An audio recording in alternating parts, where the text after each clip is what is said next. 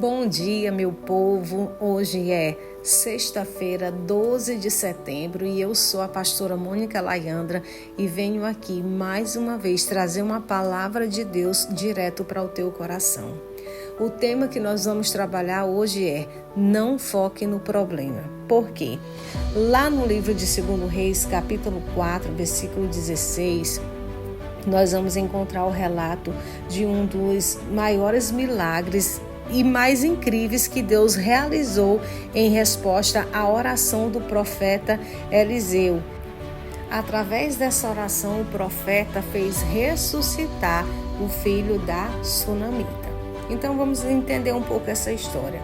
Eliseu era um hóspede que frequentemente se hospedava em um dos quartos da casa da mulher sunamita. Um dia o profeta percebe que aquela mulher não tinha filhos e que seu marido já era idoso. Então ele faz uma oração e profetiza que ela conceberia e daria à luz a um filho. Anos se passaram e o filho cresceu, mas certo dia, quando o menino estava no campo com o pai, ele adoeceu e morreu. A mulher sunamita levou o corpo do menino ao quarto que o profeta sempre se hospedava, colocou-o sobre a cama dele e rapidamente montou em um jumento e partiu com a sua serva para procurar o local onde Eliseu estava, que era no Monte Carmelo. O filho que Deus tinha dado para aquela mulher estava morto, como já foi dito. Imagine os pensamentos que poderiam estar inundando a mente daquela mulher. E ela poderia se perguntar: por que isso aconteceu? Por que o Senhor permitiu que o meu filho morresse? São questionamentos que todos nós costumamos fazer para Deus quando não entendemos o processo em que nós estamos passando. Embora o corpo da criança tivesse ficado em sua casa sem vida, Sunamita decidiu não manter o foco na situação que ela estava vivendo. Para quê? Para que não desencadeasse um certo desespero.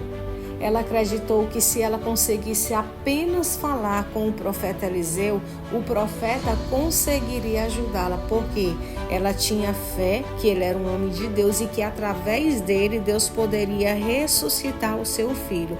E ao sair para ir ao encontro do profeta, ela nem parou para dizer para o marido o que tinha acontecido. Ela não demonstrou desespero para ele. Ela simplesmente passa pelo seu esposo e diz, lá no livro de 2 Reis, capítulo 4, versículo 23, vai tudo bem.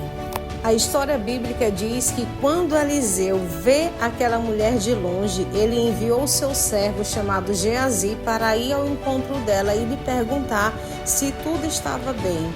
E ela, quando se encontra com Geazi, ela lhe responde: está tudo bem. Mas ao ver o profeta, quando ela chega diante do profeta, porque era com o profeta que ela queria conversar, ela correu para ele e caiu aos seus pés. Geazi até tentou afastá-la, mas Eliseu disse que a deixasse em paz. A mulher então clamou: pedi eu ao meu senhor algum filho? Não disse eu, não me enganes. Após ouvir esse clamor desta mulher, Eliseu ordenou a Geazi que pegasse o seu bordão e corresse para a casa dela a fim de ministrar sobre o menino. No entanto, a mulher sunamita se recusa a sair de perto do profeta, pois como mãe, ela estava por dentro desesperada. A sunamita estava determinada a ficar ali, perto do profeta, até que ele concordasse em ir com ela. Ele era um profeta de Deus e a mulher queria que ele clamasse ao Senhor para que a vida do seu filho lhe fosse restituída. Quando Eliseu percebe a sua persistência e determinação, ele concordou em ir com ela. Observamos que essa mulher era uma mulher determinada e perseverante naquilo que ela estava precisando, mesmo diante da aparente impossibilidade das circunstâncias que ela estava enfrentando no momento. Então a pergunta é: quais são os obstáculos que estão em seu caminho impedindo que você persevere? Pense nas necessidades que você tem enfrentado. Você pode estar hoje enfermo, sofrendo de artrite, câncer, diabetes, doenças cardíacas ou algum mal crônico e incurável. Você pode estar impossibilitado de andar ou sofrendo com alguma deficiência física. Você pode portar deficiência auditiva, visual ou sofrer algum outro tipo de limitação. Mas independente das suas necessidades, Deus já lhe deu promessas de cura na sua palavra. Lá no livro do profeta Isaías, capítulo 53, versículo 5, diz assim: mas ele foi ferido pelas nossas transgressões e moído pelas nossas iniquidades. O castigo que nos traz a paz estava sobre ele, e pelas suas pisaduras nós fomos sarados. Creia nisso, meu amado, minha amada, e tome posse. E é até possível sim que, embora você esteja orando para ser curado, para resolver essa situação difícil que você está tentando resolver, para derrubar esses obstáculos que está diante de você, o Senhor ainda não lhe tenha respondido. Mas não coloque o seu foco na sua enfermidade, nas suas limitações físicas, no diagnóstico dado pelo médico, nas suas impossibilidades, pois se agir assim, você vai estar abrindo uma lacuna, uma porta para que o medo e a incredulidade entrem em sua vida. E estes serão obstáculos para a resposta de Deus às suas orações. A Bíblia diz que sem fé é impossível agradarmos ao Senhor. Então, se essa mulher sunamita tivesse mantido seus olhos apenas no fato de ter perdido o seu filho, com certeza não teria se esforçado para receber o seu milagre. Ela continuou dizendo: vai tudo bem, vai dar tudo certo. Que essas sejam as palavras que você libere diante das circunstâncias da vida, das limitações, das adversidades.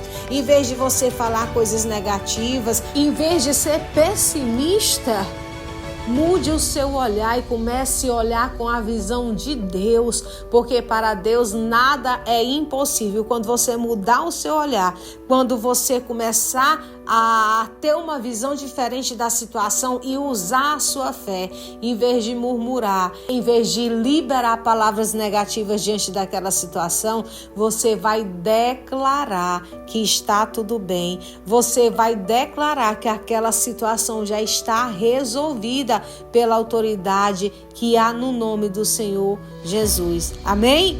O medo pode sim até tomar conta de você, dizendo que tudo só tende a piorar, que não conseguirá realizar nada e que por isso o melhor que você tem a fazer é desistir e parar de orar, parar de pedir a Deus. Assim é possível que você comece a desanimar e a questionar a Deus, porque o Senhor ainda não ouviu ou respondeu o seu clamor. Por que não salvou ainda meus filhos? Você pode perguntar a Deus. Por que não enviou a provisão financeira que eu precisava? É possível que você comece a se perguntar se Deus está lhe ouvindo, se algum dia responderá às suas orações, e comece a duvidar da sua palavra e de suas promessas. Mas independente da dificuldade que estiver enfrentando, um problema pessoal, ou quem sabe seus amigos e familiares que ainda não são salvos, uma grande necessidade financeira ou uma necessidade física, não sei. Não fique concentrado no problema, mas na fidelidade do Senhor para cumprir as promessas que Ele fez para a sua vida. Oh, glória a Deus! Amém? Então não foque no problema, mas foque nas promessas de Deus para a tua vida. Ele não é homem para que minta, nem filho do homem para que se arrependa.